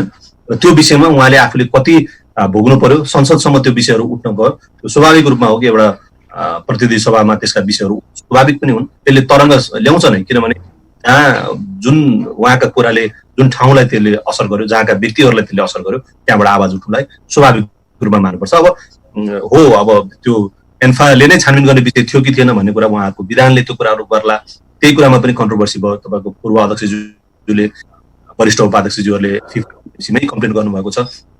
अब त्यसका 2-3वटै पाटो होलान्। अब अध्यक्षज्यूले बोल्नु हुने कुरा बोल्नुभयो भनेर त कसैले भन्न सक्ने, त्यसको डिफेन्ड गर्न सक्ने स्थिति म देख्दिनँ। तर अब त्यस काहीँ न काहीँ निदान त पक्कै पनि हुन्थ्यो। मधेसी आयोगले एउटा संवैधानिक निकायले नै उहाँलाई चाहिँ सफाई दिएको देखियो। त्यो सफाई दिएको कुरामा फेरि हामीले चाहिँ त्यसमा च्यालेन्ज गर्नुपर्ने कुरा त म देख्दिनँ। तर जे उहाँले बोल्नु भएको हो त्यो चाहिँ एउटा जिम्मेवार व्यक्तिले बोल्न हुने अभिव्यक्ति चाहिँ थिएन। सन्दर्भ जेसुकै होस्, विषय जेसुकै होस्, एउटा अध्यक्षले, जिम्मेवार व्यक्ति, अध्यक्ष मात्रै होइन, बस्ने व्यक्तिले कसरी बोल्नुपर्छ भन्ने कुराको एउटा राम्रो उदाहरण त्यो हुन सक्छ। मलाई लाग्छ इतिहासले पनि एउटा यो कुरा दर्ज भएको हुनुपर्छ। आउने अध्यक्षज्यूहरूले, पदाधिकारीहरूले राष्ट्रियताका विषयमा, अरूका कमिटमेन्टका विषयमा, अरूका फिलिङका विषयमा बोल्न हुन्छ कि हुँदैन भनेर त्यो विधान फिफाको, एएफसीको र एन्फाकै विधान विरुद्ध उहाँले बोल्नु भएको छ। खालि उहाँले अब अहिले त्यसमा चाहिँ एक्सक्युज माग्नु भएको छ। यो भ्रष्टाचारको जस्तो विषय भावे एक्सक्युज गरेर 0 टलरेन्स नै हुन्थ्यो। मलाई लाग्छ यसमा पनि 0 टलरेन्स चाहिँ छ। अब उहाँहरूको सम्बन्धित निकायले गर्ने कारबाही त हामीले आवाज उठाउने, आवाज हामीले उठाएकै छौँ, सबैले यसमा आवाज उठाएकै छ। कारबाही गर्ने निकाय त हामी होइनौँ, तर बोल्ने कुरा चाहिँ उहाँले बोल्नु भएको होइन। त्यो उहाँको कमजोरी भएको, गल्ती भएको हो। हजुर। अब नवीन सर, म तपाईँसँग पनि बुझ्न चाहन्छु, कस्तो भन्दाखेरि विभिन्न टाइममा हामीले पनि सुनिरहेका हुन्छौँ, कहिलेकाहीँ त यतिसम्म कुराहरू सुनिन्छ कि होइन मिडियाले नै यसलाई तोडमोड गरेर पनि भनिएको छ भन्छ। तर एउटा आम फुटबल समर्थक भएर मात्रै भन्यो भने पनि हामीलाई त सिधा इन्ट्रेस्ट, हाम्रो रुचि भनेको त नेपाली फुटबल टिमसँग छ नि त। यहाँ फुटबल खेल भन्दा पनि फुटबल भित्रको राजनीतिको खेलले गर्दा फ्रस्ट्रेसन यति बिताइसकेपछि एफसीबाट निलम्बनका कुराहरू, कहिलेकाहीँ फिफाको कार्यहरू, यो परिपाटीको अन्त्य के साँच्चै कुनै नेतृत्व कुनै बेलाको पनि नेतृत्वले गर्न सकिरहेको थिएन र आगामी दिनमा पनि अझ यस्तो हुने छाटकाट देखिने, किनकि व्यक्तिहरू व्यक्तिगत स्वार्थमा हालिमाली हुँदाखेरि यो कुराको अन्त्य हुने बाटो चाहिँ कसरी देख्नुहुन्छ तपाईँले? यसको अब बाटो नै त म भन्नलाई अलि गाह्रो नै छ, सकिँदैन। तर मैले चाहिँ सोचेको फुटबलको परिकल्पना अहिलेको समस्या समाधान गर्नको लागि चाहिँ नि हिजोको दिनमा जति चाहिँ नि कामहरू भयो त्यसमा 10 सधैँ भन्ने गरी यही हो रोड म्याप। हिजो 10% मान्छेहरू गए होलान्। अबको यो फुटबल यो प्रोसेस हो, यो अघि शिक्षितजीले भने जस्तै पनि चेन्ज भन्ने ओभरनाइट त आउँदैन होइन, एउटा प्रोसेस हो। अब यो प्रोसेसमा भोलिको दिनसम्म चुनावसम्म अर्को चाहिँ नि 35% पनि जुन चाहिँ नि फुटबलको विकासमासँग म्याच नगर्ने आचरणहरू चाहिँ नि बाहिरिन्छन्। यो चाहिँ नि पक्का पक्की नै छ, यो कसैले रोकिनेवाला छैन होइन। अनि यो बिस्तारै यता चाहिँ नि फुटबलसँग फुटबलको विकाससँग नमिल्ने आचरणको एउटा बहिर्गमन एउटा ठाउँमा छ। तर एट द सेम टाइम फेरि हाम्रो नयाँ युवा नयाँ चाहिँ खेलाडीहरू सबै अब उनीहरू पनि फेरि भित्र कुनै न कुनै दिन चाहिँ नि एन्फाको पोलिटिक्समा त इन्भल्भ हुन्छन् भने भोलिको दिनमा आउने म्यानेजमेन्टमा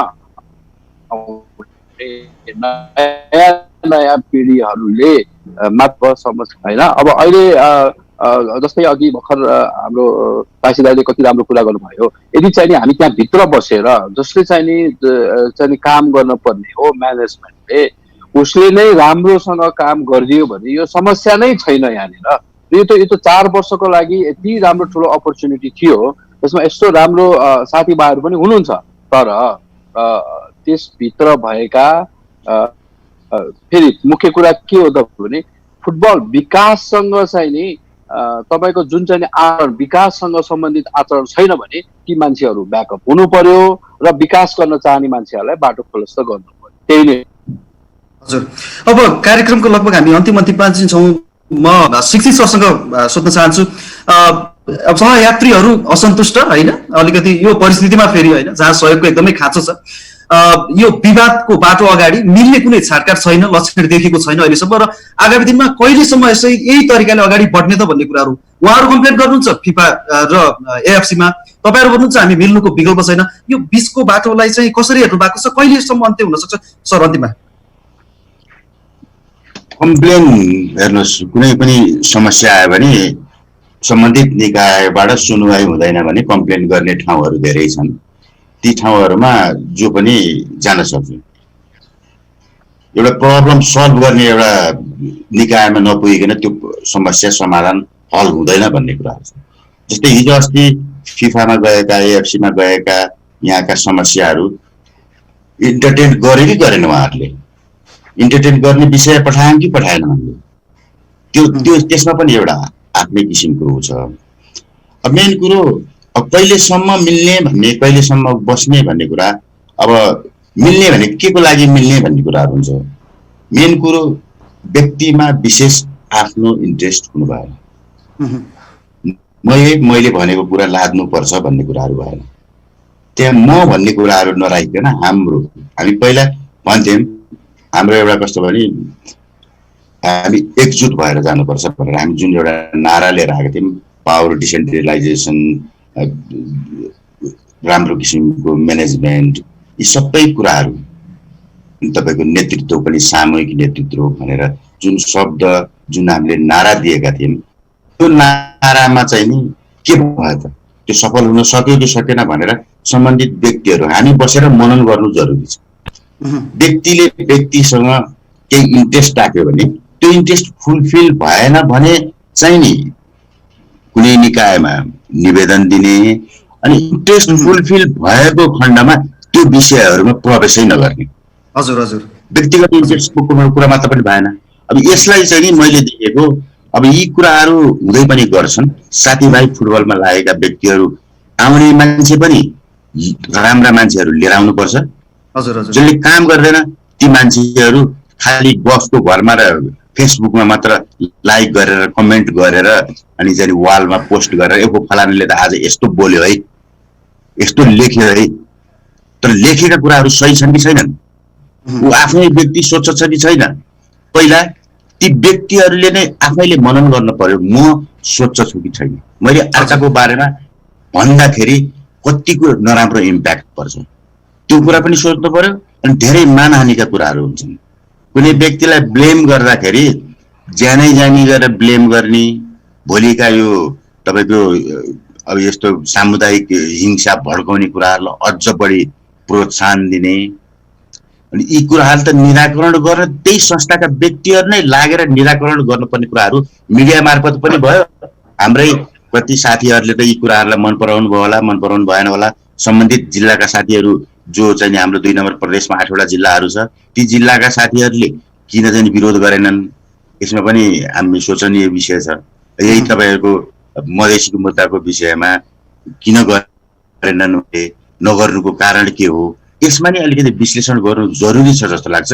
अनि सुन्नमा आएको छ एउटा सेन्टेन्स मात्र मधेस विरुद्ध, यो कुरो त तपाईँको जनकपुरमा 4वटा जिल्ला महोत्तरी, सप्तरी, धनुषा र अर्को कुन जिल्ला, 4वटा जिल्लालाई हामीले ग्रासरुट ट्रेनिङ गर्दाखेरि नै बोलेका कुराहरू हुन्। 6 महिनापछि फेरि उतापट्टिको तपाईँको हाम्रो उता अमेरिकाबाट हाम्रो जुन उहाँले लिनुभयो इन्टरप्रेट, त्यसमा एउटा सेन्टेन्समा देखिन्छ। हजुर हुन्छ सर, यस्तो अब त्यो सेन्टेन्स भइहाल्यो, उहाँले पनि आफ्नो स्पष्टीकरण दिनुभएको छ अध्यक्षज्यूले होइन, त्यो स्पष्टीकरणले कतिको मानिसहरूले सन्तुष्टि भए, अब त्यो कुरा आफ्नो ठाउँमा छँदैछ। अब प्रकाश सरसँग अन्तिममा पनि छ एउटा विशेष अधिकार पनि छ, नोट अफ डिसेन्ट, यो जहाँ एउटा समूहले त्यो पनि प्रयोग गरिरहेको छ, तर त्यो नोट अफ डिसेन्ट लेख्ने मात्र भएन, त्यसको रिजल्ट, त्यसको इम्प्याक्ट नपरिँदाखेरि यसको अस्तित्वमै पनि प्रश्न पनि उठाउन सक्ने कारण म देख्छु। सरलाई यो कुरा कस्तो लाग्छ? संस्थामा आफूलाई फरक मत राख्न पाउने अधिकार हुन्छ, त्यो राख्नु पनि पाउनुपर्छ। सबै विषयमा सबैको एउटै मत हुन्छ भन्ने जरुरी छैन। तपाईँको या भनौँ जो कोहीको पनि सोच्ने तरिका आफ्नो आफ्नो हुन सक्छ। त्यही भएर तपाईँको विचार, एउटा व्यक्तिको विचार फरक हुन सक्छ भनेर त्यो कार्यसमिति चाहिने, कार्यसमितिमा बहुमतको सर्वसम्मतको यो प्रोभिजन हुनुपर्ने भनेकै त्यसैका लागि हो। सबैको मत एउटै हुन सक्दैन, जहाँ बढी को चाहिँ आवाज एउटा जे छ त्यही कुरालाई मान्ने भन्ने हाम्रो प्रजातान्त्रिक परिपाटीको त्यही नै हो। त्यसैलाई मानेर जानुपर्छ। व्यक्ति कसले के उठायो भन्ने कुरा त्यति मत होइन, खालि सिस्टम काम गरेको गरेनौ भन्ने कुरा हो। र मलाई अर्को एउटा अन्तमा म के भन्न चाहन्छु भने अहिले जति पनि फुटबलमा हुनुहुन्छ, जति पनि एउटा लिडरसिप, हिजो गणेश थापालाई हामीले धेरै कुराहरू चार्ज गर्न पाउँथ्यौँ, आरोप गर्न पाउँथ्यौँ, उहाँ नेतृत्वमा हुनुहुन्थ्यो। आज उहाँ हुनुहुन्न, जो नेतृत्वमा हुनुहुन्छ, आज कर्मा छिरिङ नेतृत्वमा हुनुहुन्छ भने बढी उहाँले यसको जिम्मेवारी उहाँले नै लिनुपर्ने हुन्छ र सबैभन्दा बढी प्रश्न पनि उहाँमाथि नै तिर्सिन्छ, स्वाभाविक रूपमा आउँछ। उहाँको उपाध्यक्षले, महासचिवले या उहाँको कार्यसमितिमा रहेको अरूले के गरे भन्ने विषय बरु गौण हुन सक्छ। समग्रतामा उहाँको 4 वर्ष कार्यकाल कस्तो रह्यो भनेर 4 वर्षपछि नै मूल्याङ्कन हुन्छ। अहिले चाहिँ यदि यो समितिमा विवाद छ, त्यो मिलाउन सक्नु भएन भने कमजोरी काहीँ न काहीँ उहाँकै रहन्छ। नेतृत्व चाहिँ फेलियर भयो भने त्यो कार्यसमितिमा रहेका अरू चाहिँ सफल हुन्छन् भन्ने कुरा चाहिँ फेरि त्यो पनि मलाई लाग्छ जायज हुँदैन। कर्मा छिरिङ असफल भयो भने यो टिममा रहेका अरू चाहिँ सफल हुनुभयो, अरू चाहिँ योबाट अलग हुनुहुन्छ, अरू चाहिँ एकदम नेपालको फुटबलका लागि राम्रो चाहिने व्यक्ति हो भनेर चाहिँ प्रमाणित हुन गाह्रो हुन्छ। त्यही कारणले आफ्ना आफ्ना असहमतिहरूलाई राखेर अधिकतम कार्यसमितिले गरेको निर्णयलाई पालना गर्दै जानु उहाँहरूको दायित्व हुन आउँछ। र अन्ततः हामीले हेर्ने भनेको नेपाली फुटबलले यो 4 वर्षमा उहाँहरूको कार्यकालमा कति प्रगति गर्यो, ग्रासरुटमा कति काम गर्यो, डेभलपमेन्टमा कति काम गर्यो, रिजल्टमा कति आयो र समग्रतामा नेपाली फुटबलको लोकप्रियता कहाँ पुग्यो भन्ने कुराहरू मेजर गर्छ। मलाई लाग्छ त्यो मिडियाले धेरै कुराहरू अब आउने 4 वर्षपछि एउटा त्यो बाहेक उहाँहरूको संरचनागत क्लब, जिल्ला, अहिले प्रदेश र केन्द्रमा रहेको जुन संरचना छ त्यसलाई नेतृत्व गर्ने त तत्त सम्बन्धित व्यक्तित्वहरूको हुन्छ र उहाँहरूले आफ्नो आफ्नो दायित्व पुरा गर्नुपर्ने मलाई लाग्छ। धेरै समस्या हुँदैन, समस्या भयो भने पनि त्यसको उहाँहरूले सामूहिक नेतृत्वको कुरा गर्नुपर्छ। सामूहिक रूपमा त्यसको छलफल गरेर निराकरण गर्नुभयो भने विवाद कम हुन सक्छ। विवादै पटक्कै हुँदैन, असहमति पटक्कै हुँदैन, सबै कुरा राम्रै हुन्छ भन्ने कुरा त्यो कल्पना चाहिँ कम्तीमा अहिले गर्न सकिन्न। विवाद स्वाभाविक रूपमा चलायमान संस्थामा, संगठनमा त्यो स्वाभाविक रूपमा हुन्छ। यदि तपाईँ फङ्सनै विवाद पनि कम हुन्छ, काम गर्दै गएपछि विवाद पनि बढी हुन्छ। विवाद मिलाउँदै जाने हो, विवादलाई समाधान गर्दै जाने हो र नियत चाहिँ तपाईँको सफा हुनु पर्यो। यदि तपाईँको नियत खराब छ भने तपाईँले जति राम्रो काम गर्न खोजे पनि तपाईँ सही ठाउँमा पुग्नुहुन्न। यदि नेपाली फुटबलको डेभलपमेन्ट तपाईँको चाहिँ नियत हो भने तपाईँले केही कुरा छोड्नु पनि पर्छ, केही कुरा आफूले भनेको लागू नहुन पनि सक्छ। समग्रतामा नेपाली फुटबलको डेभलपमेन्ट छ कि छैन भन्ने कुरालाई मुख्य तपाईँको केन्द्रमा राखेर जाने हो भने मलाई लाग्छ यस्ता विवाद भन्ने कुरा बिस्तारै समाधान हुँदै जान्छ। एकैपटक केही कुरा पनि परिवर्तन सम्भव छैन। परिवर्तनका लागि तपाईँ हामीले आफ्नो आफ्नो ठाउँबाट कोसिस चाहिँ जारी राख्नुपर्छ भन्ने ठाउँमा हजुर, अब टासी सरसँग अब अन्तिममा छोटकरीमा भनिदिनुहोस् जाँदा जाँदै यो जुन सिलसिला छ यसको अन्त्यको बाटो के देख्नुहुन्छ र असन्तुष्ट समूहलाई चाहिँ उहाँहरूलाई मिलाउनुको लागि चाहिँ कस्तो खालको अब गतिविधि सञ्चालन गर्नुपर्छ, एन्फा अध्यक्षज्यू आफै अग्रसर भएर हो कि कस्तो खालको देख्नुहुन्छ बाटो छोटकरीमा सर? मैले अघि पनि कुरा राखिहाल्यो होइन, त्यो सानो सानो कुराहरूमा चाहिँ यस्तो भइरहेछ, उल्टो भइरहेछ क्या। कहाँ चाहिँ चित्त नबुझेको साथीहरू, अब जिल्लाको साथीहरू सबै चाहिँ एन्फा अध्यक्ष भनेको एउटा बाउ जस्तो हो, एन्फा घरको बाउ भयो। छोराले अलिकति चाहिँ कम्प्लेन गर्यो भने त्यो कम्प्लेनले चाहिँ सुधार्ने ठाउँमा चाहिँ उल्टो छोराले नै लखड्ने काम गर्यो भने त झन् अब एउटा छोरा, दुईटा छोरा, तीनटा छोरा गयो भने त घरमा त अब समस्या आउँछ। त्यस कारणले मैले अघि नै भने त्यो सानो सानो कुराहरूमा चाहिँ कसरी हुन्छ सबै मिलेर उसले चाहिँ मिलाउनुतिर लाग्नु पर्यो कि। अब बाहिर एउटा करायो भनेमै एउटा मिडियामा एउटा अन्तवार्ता दिन साथ फेरि अर्को कारबाही थापिदिने, फेरि अर्को कारबाही थापिदिने, त्यो चाहिँ अलिकति मैले चाहिँ छिटो बुझिनँ। मैले एउटा म अहिले एन्फामा गएको छैन, तर अहिले यो लकडाउन खोलेपछि म बिस्तारै जान्छु, म सल्लाह दिन्छु होइन। मेरो पुरा अधिकार त छैन, तर म सल्लाह के दिन्छु भने एन्फाको साथीहरूले चाहिँ अब चित्त नबुझेपछि त सुनाइ भएन भने त बाहिर त कराउँछ। अब तपाईँहरू जस्तो मिडियाहरू सबै साथीहरूले पनि लेख्छ, त्यो मिडियाले पनि त्यतिकै हावा त लेख्दैनन् नि, यो हो रहेछ भनेपछि लेख्ने हो रहेछ भने बोल्ने हो।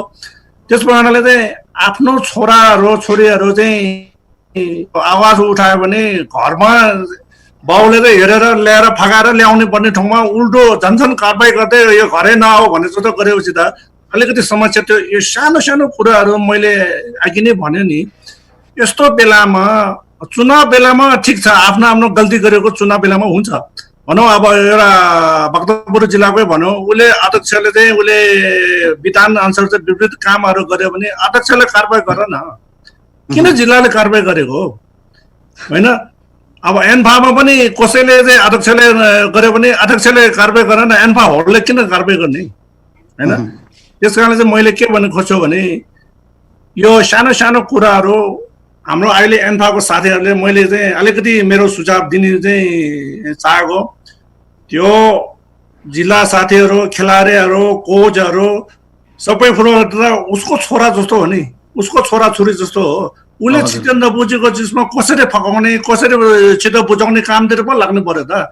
झन् एउटा छिटो बुझेन भनेर एउटा पत्रिकामा आउन साथ झन् थप्दै कारबाही थप्दै गएपछि त फर्काउनै नदिने जस्तो कुरा भयो। अब भएपछि त छोराले त भोलि आफ्नो घर अधिकार त खोज्छन् त होइन।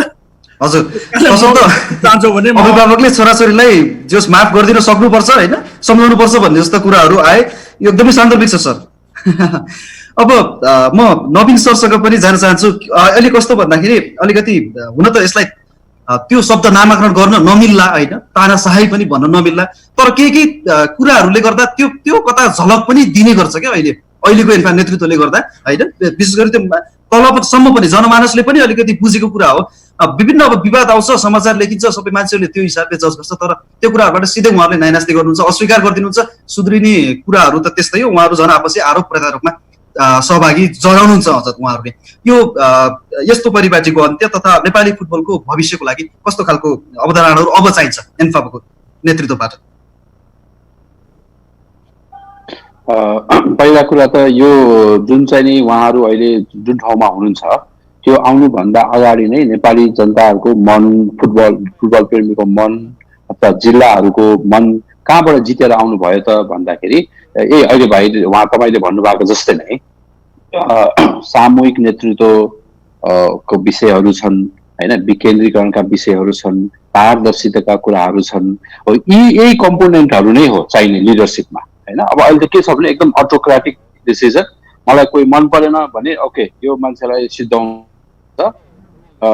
शब्द नै भित्तामा पुर्याउनु पर्छ भन्ने किसिमका चाहिँ नि लिडरसिपमा हिँडेको छन् होइन। अब फुटबल विकास गर्नेको कुरा एउटातिर छ, अब यसरी व्यक्तिगत त्यो लिडरसिपलाई चाहिँ सल्लाह दिने मान्छे पनि त कम्पिटेन्ट हुनु पर्यो नि त, जीवनमा के गरेको ट्र्याक रेकर्ड हुनु पर्यो, के काम गरेको होइन। अब त्यहाँनिर जे भन्यो सबै कुरा लहैमा लगाएर यो त दुईटा कुरा छ। एउटा त लिडरसिपको इन्कम्पिटेन्स हो, जसले लिडर गरेर हिँड्नु भएको छ होइन। अर्को कुरा चाहिँ नि जसले चाहिँ त्यो सल्लाहकारहरू छन् उनीहरूले चाहिँ नि यो खाल्डोमा हाल्ने काम गरिरहेको छ मैले देखेको।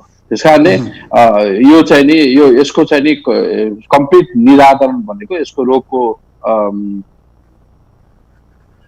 औषधि भनेको सबैभन्दा पहिला ठुलो कुरा पहिला आफूले आफूलाई रियलाइज गर्नुपर्छ। जबसम्म यो रियलाइजेसन आउँदैन यसको चाहिँ नि स्टार्टिङ कहीँबाट पनि सुरु हुँदैन। रियलाइजेसनै छैन कसरी चेन्ज हुन्छ, त्यो भाँडोमा भरिएको भाँडो छ भने त्यसमा कसरी नयाँ पानी हाल्ने, त्यो कुरा चाहिँ नि मेरो विचारमा विचारणीय छ। र मेरो अन्तिममा सबै नेपाली फुटबल प्रेमी सबै साथीभाइहरूलाई स्वस्थ रहनुहोस् भन्ने शुभकामना दिन्छु।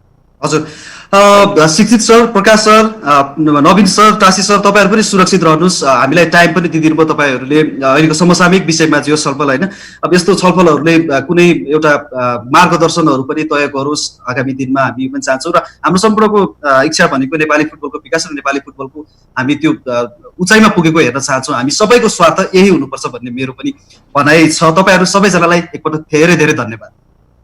हस्, धन्यवाद। Thank you. हस्, आज हामीले बहस गऱ्यौँ नेपाली फुटबल विकास र पछिल्लो समय एन्फाको कार्यशैली र एन्फाले गर्ने कार्ययोजनाहरू कस्ता रहेका छन्, केही गतिविधिहरू के कस्ता रहेका छन् र यो अहिले जति पनि विवाद सतहमा देखेको छ यसको सम्पूर्ण यसको कारणहरू के हुन सक्छन् भन्ने विषयमा हामीले र यसको आगामी दिनमा यसलाई कसरी हामीले निराकरण गर्ने र यसलाई हामीले कसरी वाइकट गर्ने, विवाद रहित कसरी बनाउने हाम्रो सङ्गठन, हाम्रो सबैभन्दा ठुलो फुटबलको सर्वोच्च निकाय एन्फा र यसमा सामूहिक जुन एउटा नेतृत्वदायी भूमिका लिने जति पनि उहाँ पदाधिकारीहरू हुनुहुन्छ, पक्कै पनि आज हामीले एउटा सार पनि के पाएका छौँ भने यदि अध्यक्ष असफल हुनु भनेको अरू एन्फा पदाधिकारी कोही पनि सफल हुनु होइन। यसले गर्दा नेपाली फुटबलमा कहिले पनि गलत दृष्टिकोण कसैको पनि नलागोस् र नेपाली फुटबलले आगामी दिनमा लिनुपर्ने बाटोहरू, चुम्नुपर्ने शिखरहरू सम्पूर्ण चुमोस्। यो विवाद जुन फोहोरी राजनीतिको खेल रहेको छ एन्फाभित्र, जुन सतहसम्म पनि देखिन्छ, तर पनि उहाँहरू नाइनास्ती गर्नुहुन्छ र यो कहिल्यै पनि स्वीकार्न सकिरहनु भएको छैन। यो परिपाटीको अन्त्य होस्। तानाशाही प्रवृत्ति कहीँ पनि चल्दैन, यो कहीँ पनि दीर्घकालीन हुँदैन। एक न एक दिन सबैले यसबाट आफ्नो हट्नै पर्छ र छोड्नै पनि पर्छ भन्ने कुराहरू यो जगजाहेर नै छ। यो भनेको यथार्थपूर्वक कुरा पनि हो। यो कुरालाई हामीले बिर्सनु हुँदैन।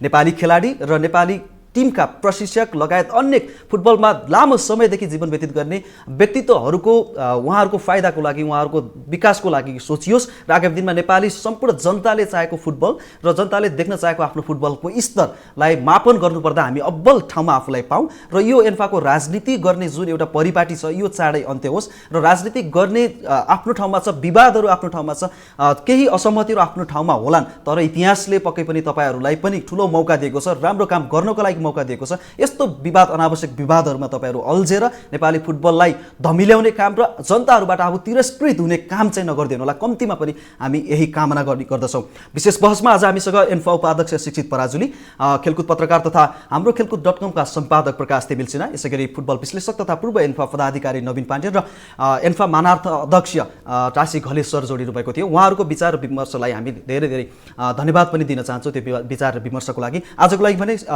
यो विशेष बहसबाट म हेमराज हमाल पनि छुट्टिने अनुमति माग्न चाहन्छु। हेर्दै गर्नुहोला नेपालको पहिलो र एकमात्र sports television action sports HD। हवस् त, नमस्कार।